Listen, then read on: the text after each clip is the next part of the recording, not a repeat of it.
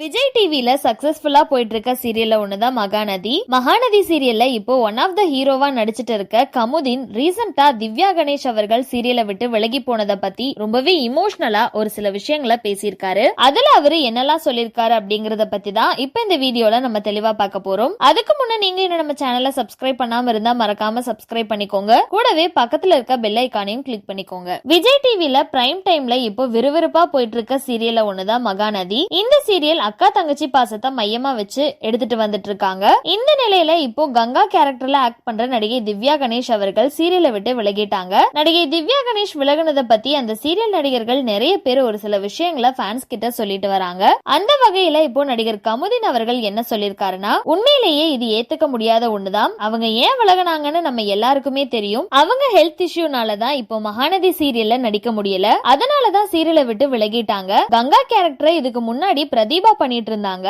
அதுக்கப்புறம் தான் திவ்யா கணேஷ் அவர்கள் ஆக்ட் பண்ணாங்க. பிரதீபாவை விட திவ்யா கணேஷ் கங்கா கேரக்டர்ல ரொம்பவே நல்லாவே ஆக்ட் பண்ணாங்க அப்படின்னு தான் நம்ம சொல்லியே ஆகணும். அவங்க சீரியலே எனக்கு பேரா மட்டும் இல்லாம நல்ல ஃப்ரெண்டாவும் நிஜத்துல இருந்திருக்காங்க. விஜய் காவேரி ஜோடி மாதிரியே எங்க குமரன் கங்கா ஜோடிக்கும் ரசிகர்கள் மத்தியில நல்ல வரவேற்பு இருக்கு. ஆனா உண்மையிலேயே எனக்கும் கங்கா அவர்களுக்கும் கெமிஸ்ட்ரி ரொம்பவே நல்லாவே இருந்துச்சு. எங்க ரெண்டு பேருக்கும் பெருசா ரொமான்டிக் சீன்ஸ் இல்லைனாலும் எங்க ரெண்டு பேருடைய சீன்ஸ் எல்லாமே ரசிகர்கள் மத்தியில நல்ல வரவேற்பு இருந்துச்சு. எனக்கும் அவங்க கூட நடிக்க ரொம்பவே கம்ஃபர்டபிளா இருந்துச்சு. ஆனா இந்த ஒரு நேரத்துல அவங்க இந்த சீரியலை விட்டு விலகிறது உண்மையிலேயே எங்களால அக்செப்ட் பண்ணவே முடியல. இனிமே திவ்யா கூட நடிக்க முடியாதுன்னு நினைக்கும் போது என்னால ஏத்துக்கவே முடியல. கண்டிப்பா இதுக்கப்புறம் அவங்க எங்க போனாலும் அவங்களுக்காக என்னோட விஷஸ் எப்பவுமே இருக்கும் அப்படின்னு ரொம்பவே உருக்கமா சொல்லி முடிச்சிருக்காரு. சோ கமுதின் சொல்லியிருக்க இந்த விஷயத்தை பத்தியும் திவ்யா கணேஷை நீங்க எந்த அளவுக்கு மிஸ் பண்ண போறீங்க அப்படின்னும் உங்களோட கருத்துக்களை கீழே உள்ள கமெண்ட் செக்ஷன்ல மறக்காம ஷேர் பண்ணிக்கோங்க. மேலும் இது போன்ற இன்ட்ரெஸ்டிங்கான அப்டேட்ஸ் தெரிஞ்சுக்க நம்மளோட சேனலை மறக்காம சப்ஸ்கிரைப் பண்ணிக்கோங்க.